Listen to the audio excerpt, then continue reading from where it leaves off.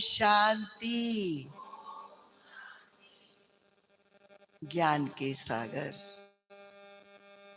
सुख के सागर, प्रेम के सागर, परम पिता परमात्मा की प्यारी संतान, मंच पर विराजमान हम सभी के स्नेही सहयोगी, हमारे स्नेही भ्राता अनिल विज जी, और मंच पर विराजमान हमारी योगिनी, तपस्विनी, अथक सेवाधारी बहनें, और इस सभा में पधारे अंबाला जोन के सब भाई बहनें। आज अंतर्राष्ट्रीय महिला दिवस भी है और हम सबकी प्यारी शिव बाबा की प्यारी, ब्रह्मा बाबा की दुलारी, दीदी दादियों की लाडली और सारे दैवी परिवार की अति स्नेही हमारी आदरणीय कृष्णा दीदी जी की प्रथम पुण्यतिथि है। कहते हैं आए हैं सो जाएंगे राजा रंग फकीर, एक सिंहासन चढ़ चढ़े एक बंदे जात जंजीर। हमारी प्यारी कृष्णा दीदी जी ने उस समय परम पिता परमात्मा को इस धरती पर आए हुए पहचाना, जबकि हर आत्मा दुखी, अशांत, अज्ञान अंधकार में और विशेष ब्रह्मा कुमारी इसका जब विरोध।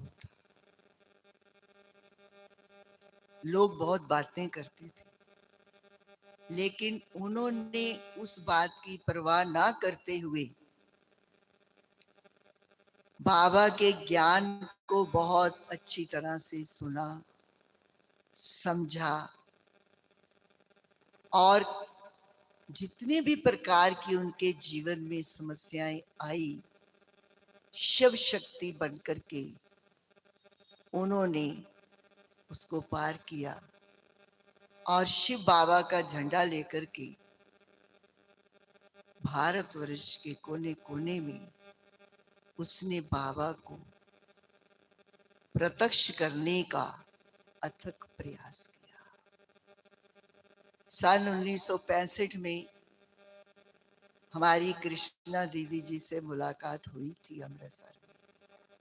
उन्होंने जब अपने अनुभव सुनाए थे तो हमें भी अपने जीवन में बहुत प्रेरणाएं मिली, शक्ति मिली और ईश्वरीय लगन में बढ़ोतरी हुई।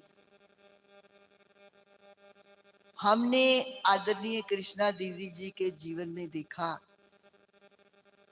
कि वो त्याग, तपस्या, सेवा की मूर्ति थी। आज अंतर्राष्ट्रीय महिला दिवस पर विश्व भर में जिन महिलाओं ने विशेष कार्य किए हैं, आज बहुत बड़ी बड़ी सभाएं हो रही हैं, उनका वर्णन हो रहा है। बहुत अच्छा दिन हमारी कृष्णा दीदी जी की यादगार कर्तव्य जो उन्होंने किए वो सबके दिल पर छाप है। वैसे भी आप सब समझते हैं कि जो भी इस संसार में पूज्य आत्माएं होकर गई, महान आत्माएं होकर के गई, उनको हम समय प्रति समय स्मृति में लाते हैं, उनकी विशेषताओं का वर्णन करते हैं और ये स्मृति दिवस इसीलिए ही यहाँ पर एकत्रित होते हैं कि वो अपने जीवन में क्या करके गए, उनको स्मृति में लाया जाए और आगे हम भी अपने जीवन को किस प्रकार से सफल करें, गुणों से, धारणाओं से। ये एक प्रेरणा का दिवस है। आप देव आत्माओं को याद करो, महान आत्माओं को याद करो। एक एक के जीवन में जो गुण थे, जो उनके जीवन में धारणाएं थी, वो हमें अपने जीवन में अपनानी है।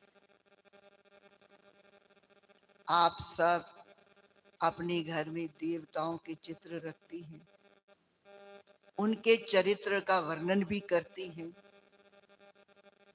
लेकिन हम अपने दिल पर हाथ रखकर पूछें कि क्या उनके चरित्र का वर्णन हम अपने जीवन में प्रैक्टिकल में लाते हैं?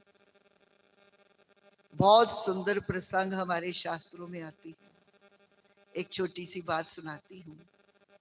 कहते हैं कि श्री रामचंद्र जी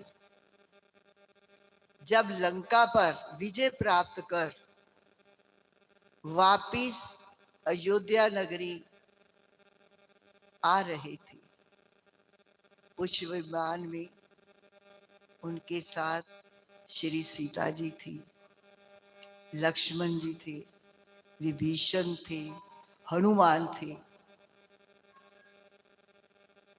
तो पुष्प विमान जहां पर उतरना था, अयोध्या नगरी के जो भी मेंबर थे, सदस्य थे, अयोध्या नगर वासी वहां पर पहुंच रहे थे। बहुत बड़ी भीड़ थी उनके स्वागत के लिए, क्योंकि 14 वर्ष के बाद वो वापिस अयोध्या नगरी आ रहे थे। उस भीड़ में माता कैकेयी भी थी, सुमित्रा भी थी, कौशल्या भी थी। लेकिन कैकेयी के मन में बहुत उथल पुथल थी कि मैं राम को मिलने तो जा रही हूं, पता नहीं राम मुझसे बात करेगा कि नहीं करेगा, वो मुझसे लड़ाई करेगा, वो मेरे को देख करके मुंह मोड़ लेगा। सारे रास्ते उसके मन में उथल पुथल। जब उस पड़ाव पर पहुंचे जहां पर पुष्प विमान उतरना था, और पुष्प विमान जब उतरा, उसके बीच में से श्री राम, लक्ष्मण, सीता, हनुमान, विभीषण सब उतरे। सारी भीड़ में से श्री राम ने सबसे पहले कैकेयी को प्रणाम किया, उसको गले लगाया,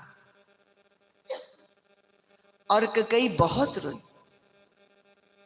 कैकेयी कहती, अरे राम, मैं तो सोच रही थी तू मुझसे बात नहीं करेगा, तू मुझसे लड़ाई करेगा, तो मुझे देख करके मुंह मोड़ लेगा, लेकिन राम सचमुच तुम आज भगवान बन गए।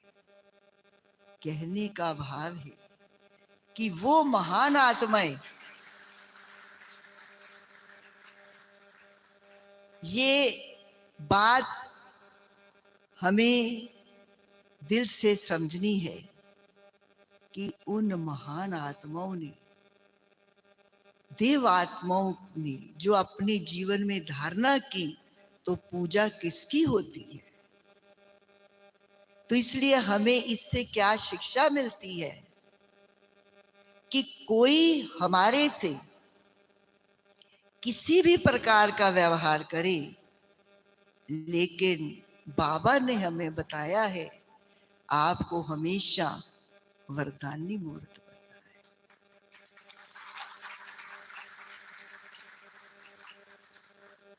अव्यक्त बाप दादा ने 4 बातें बहुत अच्छी बताई है, आप सबने सुनी होगी, ध्यान में होगी। बाबा ने बताया कि बच्चे, तुम्हें साक्षात्कार मूर्त बनना है। जैसे हमारी दीदियां दृष्टि देते ही आत्मा को अपनी सुध बुध भूल जाती थी, सीधा बाबा से कनेक्शन जुड़ जाता था, लाइट ही लाइट दिखाई देती थी। आपने हमारी कृष्णा दीदी जी के जीवन में देखा होगा कि उनके जीवन में ज्ञान, योग, धारणा और सेवा, चारों ही सब्जेक्ट जो भगवान आकर के पढ़ाते हैं, उनको प्रैक्टिकल जीवन में उतारा। ज्ञान मूर्त थी। हमने देखा इतने वर्ष उन्होंने, बचपन से हमने देखा उनको कि प्रदर्शनियों में इतना ज्ञान क्लियर किया। उन्होंने मेले किए, कॉन्फ्रेंस की, सम्मेलन किए, प्रदर्शनियां की, सेंटर खोले, इतना बड़ा बट वृक्ष तैयार कर दिया, इतनी बहनों की पालना की। ये हम सब के लिए प्रेरणादायक बात है।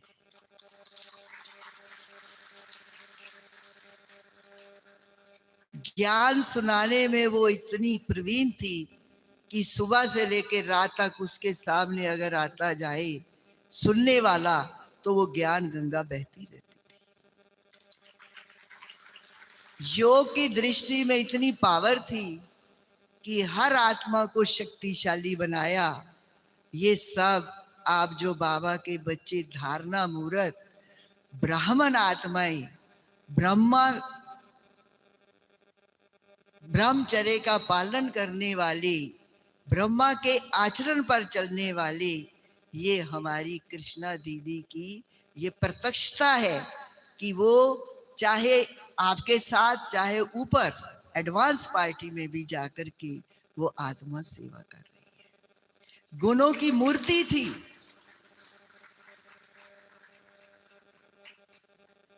नम्रता, धैर्यता, गंभीरता, मधुरता, किस किस गुण का हम वर्णन करें। मेरे से बहुत प्यार था और हर 15-20 दिन के बाद, महीने बाद फोन कर देती थी, प्रेम बहन आजकल क्या चल रहा है। जैसे हमारी आशा दीदी ने बताया कि जब भी मैं माउंट आबू से आती थी तो हमेशा फोन करके पूछती थी मधुबन में क्या हुआ, कैसे हुआ। सेवा का इतना शौक था।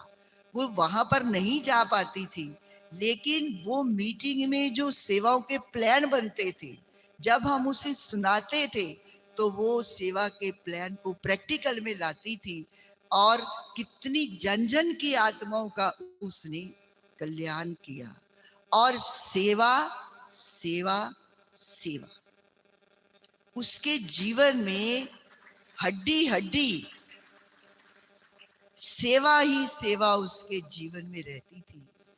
और हमने ये देखा कि देना देना देना, जैसे टोली देना, गिफ्ट देना, ब्रह्मा भोजन खिलाना, ज्ञान देना, योग की दृष्टि देना, सेवाओं के लिए प्रेरणा देना, देना देना देना, उसके जीवन में ये बहुत बड़ी विशेषता थी।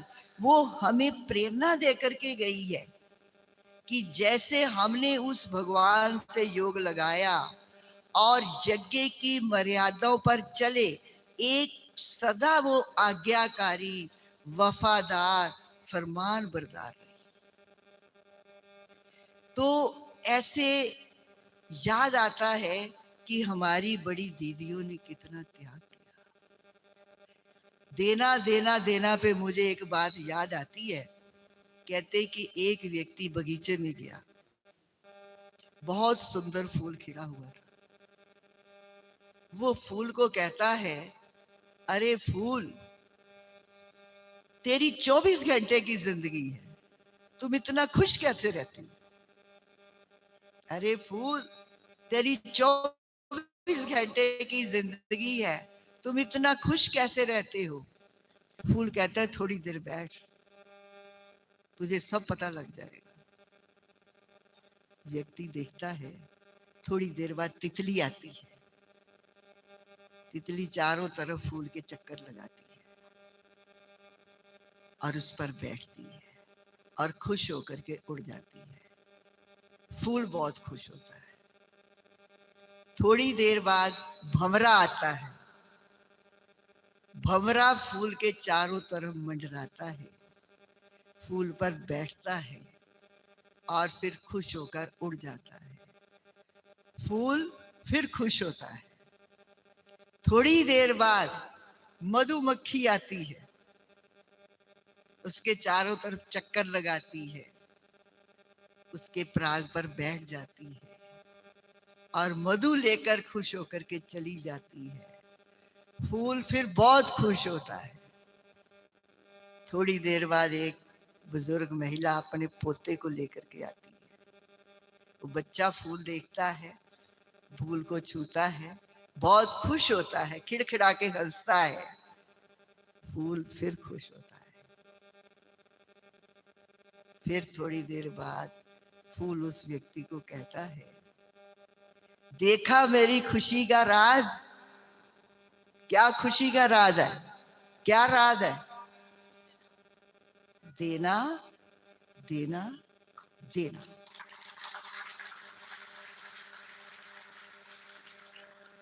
तो बाबा ने भी क्या कहा है, बच्चे, टीचर के रूप में मैं जो तुम्हें 4 सब्जेक्ट पढ़ा रहा हूं, पहले खुद स्टडी करो और फिर पढ़ाओ। सतगुरु ने हमें मंत्र दिया है और उसने ये नहीं कहा कि आपने और किसी को नहीं सुनाना है। उन्होंने कहा सबको सुनाइए। कौन सा मंत्र दिया है? बाबा ने कौन सा मंत्र दिया है? मन मना भव मध्याजी भव। उसका मतलब क्या है? मन ही मन में चलते फिरते उठते बैठते खाते पीते सोते जागते क्या करना है? अपना मन बाबा में लगाना है। कहते 2 व्यक्ति आपस में बात कर रहे थे। एक कहता है कि मेरी तो मन की सारी बातें पूरी हो जाती है, मेरी मन की सारी बातें पूरी हो जाती है। वो कहता तेरी मन की बात कैसे पूरी हो जाती है? मन की बात तो राम की पूरी नहीं हुई, मन की बात तो कृष्ण की पूरी नहीं हुई। कृष्ण ने देवकी के जन्म लिया और यशोदा ने उसकी पालना की। असली माता से तो उसकी पालना भी नहीं हुई। और राम को सुबह राजगद्दी मिलनी थी और रातों रात वनवास हो गया। तो मन की बात राम की पूरी नहीं हुई, कृष्ण की पूरी नहीं हुई, तेरी कैसे पूरी होती है? वो कहता है मैंने मन ही भगवान को दे दिया। क्या कहता है? मैंने मन ही भगवान को दे दिया है। तो इसलिए हमने अपने दिल से पूछना है कि हमने मनमना भव के मतलब को समझा है? ये मन हमारा सारा दिन कहां कहां जाता है,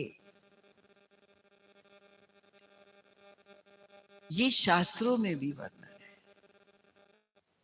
अर्जुन ने भगवान से पूछा कि भगवान मन बड़ा चंचल है, इसको कैसे कंट्रोल किया जाए? तो भगवान ने कहा, हे अर्जुन, 2 बातें याद रख, पहला वैराग्य और दूसरा अभ्यास। अभ्यास, सर्व संबंध तू मेरे से जोड़। सर्व धरी मान परितजे माम एकम शरणम व्रज। तो अर्जुन कहता है कि सर्व संबंध तो जोड़ लो, जोड़ना सहज है, निभाना बहुत मुश्किल है। जोड़ना सहज है लेकिन निभाना बहुत मुश्किल है। तो कृष्ण कहती है एक काम तू कर, एक काम मैं कर। तू जोड़ने का काम कर, निभाने का काम मैं करूंगा।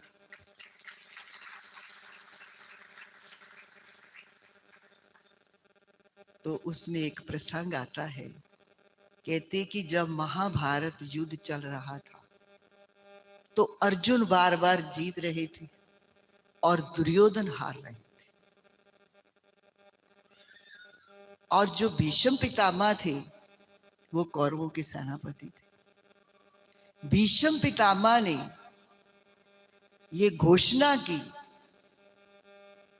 कि कल सूर्य अस्त होने से पहले अर्जुन का वध कर दिया जाएगा। कल सूर्य अस्त होने से पहले अर्जुन का वध कर दिया जाएगा। ये बात सबने सुनी। अर्जुन आराम से आकर के अपने कैंप में, श्री कृष्ण आते हैं, कहते हैं अरे अर्जुन कल तू मार दिया जाएगा। वो कहता है हाँ भगवान। वो फिर सो जाता है। दूसरी बार श्री कृष्ण कहते अरे अर्जुन कल तू मर जाएगा। वो कहता हाँ प्रभु, फिर सो जाता है। तीसरी बार श्री कृष्ण कहते अरे अर्जुन कल तू मर जाएगा, क्या तुझे अपने मरने की चिंता नहीं है? तो अर्जुन कहता है प्रभु जिसकी चिंता आप कर रहे हैं मुझे अपनी चिंता करने की क्या जरूरत है। ऐसे ही होता है कि जो अर्जुन है, प्रभु जिसकी चिंता करता है उसने सर्व समर्पण अपना मन उस ईश्वर में लगा दिया। प्रैक्टिकल, एक काम तू कर, एक काम मैं करता हूं। और कहते कि इधर भीष्म पितामह ने दुर्योधन को कहा कि आप अपनी पत्नी को बोलो कि कल सुबह मेरे को चरण स्पर्श वंदना करे और मैं उसे सौभाग्यवती भव का वरदान दूंगा। भीष्म पितामह ने दुर्योधन को कहा कि आप अपनी पत्नी को बोलो कल सुबह ब्रह्म मुहूर्त में मुझे चरण स्पर्श वंदना करे तो मैं उसे सौभाग्यवती भव का वरदान दूंगा। और कहते ब्रह्मचारी हो, बुजुर्ग हो और ब्रह्म मुहूर्त हो, उसको अगर चरण स्पर्श वंदना की जाए तो वो आशीर्वाद खाली नहीं जाता। अब श्री कृष्ण द्रौपदी के पास जाती है, कहते अरे द्रौपदी चल दादा श्री से आशीर्वाद ले, चरण स्पर्श वंदना कर। तो द्रौपदी कहती है कि उन्होंने तो दुर्योधन की पत्नी को बुलाया है और वो वहां आ गई तो फिर तो वो श्री कृष्ण कहती है नहीं वो आलसी है, वो तैयार होने में नहाने धोने में टाइम लगा देगी, तू चल। तो द्रौपदी मान जाती है। आगे आगे कृष्ण और पीछे पीछे द्रौपदी भीष्म पितामह के कैंप में जाती है और बाहर चप्पल उतारती है द्रौपदी और श्री कृष्ण द्रौपदी की चप्पल लेकर के बगल में छिपा करके और वृक्ष के सामने होता है वृक्ष, उसके पीछे छिप जाती है। और द्रौपदी भीष्म पितामह को जाकर कहती है दादा श्री चरण स्पर्श वंदना। तो सुबह का समय थोड़ा नींद का नशा भी होता है। वो कहते सौभाग्यवती भव। दूसरी बार कहती है दादा श्री चरण स्पर्श वंदना, वो कहते सौभाग्यवती भव। तीसरी बार कहती है दादा श्री चरण स्पर्श वंदना, वो कहते सौभाग्यवती भव। चौथी बार भी कहती है और पांचवी बार भी कहती है। पांचवी बार क्यों कहती है? पांचवी बार क्यों कहती है? पांचवी थी तो पांचवी बार वो कहती है दादा श्री चरण स्पर्श वंदना। तो भीष्म पितामह कहते सौभाग्यवती भव। इतने में थोड़ी सी उनकी जाग खुलती है और कहते कौन? भीष्म पितामह कहती हैं कौन? तो द्रौपदी कहती है मैं पंचाली द्रौपदी। तो भीष्म पितामह ऐसे हाथ रखती हैं कि ये क्या हुआ? वरदान किसको देना था और ले कौन गया? वरदान किसको देना था? किसको देना था? ले कौन गया? तो भीष्म पितामह समझ जाते हैं ये कृष्ण की चाल है। फिर भीष्म पितामह उठ करके जब बाहर आती हैं, द्रौपदी बाहर आती है और देखते हैं कि श्री कृष्ण वृक्ष के पीछे छिपे हुए हैं और श्री कृष्ण भीष्म पितामह को ऐसे बाकी पहनती हैं और चप्पल नीचे गिर जाती है। तो भीष्म पितामह समझ जाते हैं श्री कृष्ण की चाल है। तो कहने का भाव एक काम तू कर, एक काम मैं करता हूं। तू निभाने का काम मैं करूंगा। तो इसलिए हमें क्या करना है? बाबा ने हम बच्चों को बताया है कि बच्चे ज्ञान स्वरूप बनो, योग की शक्ति प्रैक्टिकल में धारण करो, धारणा स्वरूप बनो। सेवा ही मेवा है, सेवा से पुण्य का खाता जमा होता है। चारों सब्जेक्ट स्वरूप बन करके आप साक्षात्कार अन्य आत्माओं को कराओ। बाबा ने 4 बातें बहुत अच्छी बताई है। कहा कि तुम बच्चों की सूरत से प्यारे बाप दादा की मूर्त नजर आनी चाहिए। ऐसा ज्ञान स्वरूप बनना है, धारणा स्वरूप बनना है। बाबा की एक एक मुरली को अच्छी तरह से अपनी जहन में उतारना है कि तुम्हारी सूरत से प्यारे बाप दादा की मूर्त नजर आनी चाहिए। दूसरी बात बाबा कहती हैं कि तुम्हारे नैनों में रूहानियत का नशा होना चाहिए। हमको याद है कि मैं पहली बार जब चंद्रमणि दीदी से मिली तो चंद्रमणि दीदी कहती है कि आपको दृष्टि लेनी आती है? मैंने कहा नहीं। कहते अच्छा तुम बैठ, मैं तुझे दृष्टि दूंगी। क्या वो सीन था, मुझे आज भी याद है कि इस स्टेज जितना कमरा था, क्लासरूम, लाल लाइट जल रही थी और आगे चंद्रमणि दादी बैठी है और दीदी ने कहा मेरी मस्तक की तरफ देखना। तो लाल लाइट जल रही है, दीदी की तरफ मैं देख रही हूँ और एक गीत बज रहा है, हमने देखा हमने पाया शिव भोला भगवान। कितना मीठा कितना प्यारा शिव भोला भगवान। कानों में मेरे ये आवाज डल रही है, सामने दीदी मुझे दृष्टि दे रही है। दीदी कितनी पावरफुल दृष्टि थी कि मुझे लाइट ही लाइट दिखाई थी, मुझे दीदी दिखाई नहीं थी। वो मेरा पहला अनुभव था और ऐसी पावरफुल दृष्टि दीदी ने दी कि जिससे मेरे जीवन की सृष्टि बदल गई और आज मुझे 60 वर्ष हुए बाबा के यज्ञ में सेवा करते हैं।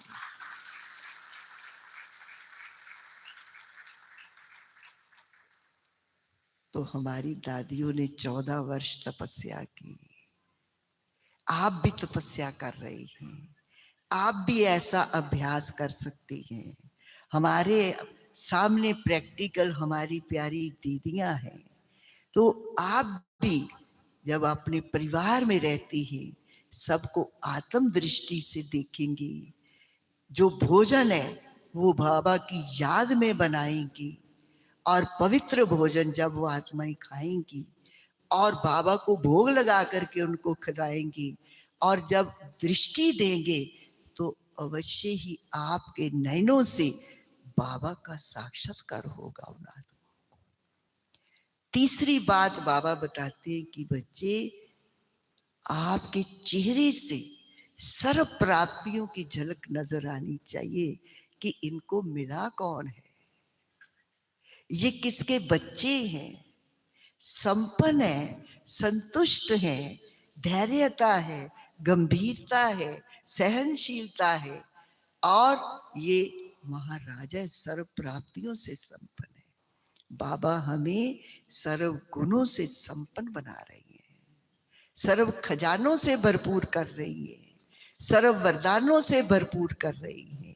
रोज हम मुरली में वरदान सुनते हैं, रोज स्लोगन आता है, उसको रोज दिन में जितनी बार योग करें, सुबह शाम दोपहर, उसका अभ्यास करें, तो अवश्य ही आपके चेहरे से सर्व प्राप्तियों की झलक नजर आएगी। चौथी बात बाप दादा ने कहा था कि बच्चे, आपकी चलन से निश्चय का नशा, इनको मिला कौन है। लौकिक में भी किसी का रिश्तेदार मिनिस्टर होता है दूर पार का, तो भी वो बहुत गर्व से कहता है कि मेरे भाई के साले का साला मिनिस्टर है, वो गर्व से कहता है। तो हमारा तो बाबा डायरेक्ट सर्वशक्तिवान विश्व का पिता, हम उसकी संतान हैं, हम उसके बच्चे हैं, हम उसके शिष्य हैं, हम उसके स्टूडेंट हैं, हम उसके सखा हैं, हमारे सर्व संबंध उसके साथ है। तो इसलिए बाबा ने कहा निश्चय का नशा होना चाहिए।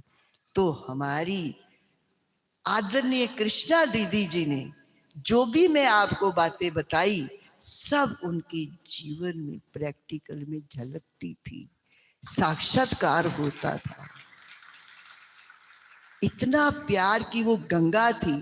तो इसलिए हमारा उस आत्मा के प्रति रिगार्ड, उस आत्मा के प्रति प्यार, स्नेह, यही प्रत्यक्ष है कि जो हमारी दादियां, हमारी दीदियां, हमारे बाबा, हमारी कृष्णा दीदी प्रैक्टिकल जीवन में बाबा को प्रत्यक्ष करने का झंडा हाथ में पकड़ा था, ऐसे ही आप सब शिव शक्तियां और पांडव शिव बाबा का झंडा लेकर के जब आप विश्व के कोने कोने में, अंबाला के कोने कोने में जाएंगे, तो अवश्य ही जो आत्माएं ढूंढ रही हैं, जो आत्माएं दुखी हैं, जो आत्माएं टेंशन में हैं, आपके द्वारा ही साक्षात्कार होकर उन आत्माओं का कल्याण होगा। ये बाबा ने हम बच्चों की जिम्मेवारी लगाई है। तो उसके लिए मैं लास्ट में ये बात कहूंगी कि अपनी थोड़ी सी दिनचर्या पर ध्यान दे दीजिए। सुबह अमृत वेले 4 बजे कौन योग करता है, जरा हाथ खड़ा करे। ठीक है, बहुत अच्छा। जिन्होंने हाथ खड़ा नहीं किया, वो आज से एक मन में दृढ़ संकल्प करें कि सुबह 4 बजे का समय भगवान बाप के रूप में हम बच्चों को वरदानों से, खजानों से, आशीर्वादों से भरपूर करती हैं। अवश्य दृढ़ संकल्प करें। सुबह प्यारे बाबा गुड मॉर्निंग, उसके बाद नहा धो करके बाबा की मुरली बाबा के घर में क्लास में सुनने के लिए आई, और मुरली कॉपी पेन लेकर के बैठी। आज मेरे बाबा ने टीचर रूप में बन करके मुझे क्या शिक्षाएं दी है, उन पॉइंट को नोट करें। फिर बाबा कहते, दिन में जब आप कर्म करते हो, तो कर्म करते हुए मेरे सतगुरु बाबा ने मुझे क्या शिक्षाएं दी है, वो शिक्षा को याद करो। जब शाम का समय हो तो शिव बाबा को सखा के रूप में याद करो। आओ बाबा, आओ, हम आपके साथ खेलेंगे, याद करेंगे, ज्ञान रत्न से खेलेंगे। बाबा ने हमें जो ज्ञान रत्न दिए। और जब रात का समय होता है, बाबा को धर्मराज के रूप में याद करें। बाबा आज के दिन में अगर मेरे से कोई भूल हो गई है तो आप मुझे माफ कर दीजिए। मैं आत्मा दृढ़ संकल्प करती हूँ कल से मैं भूल नहीं करूंगी।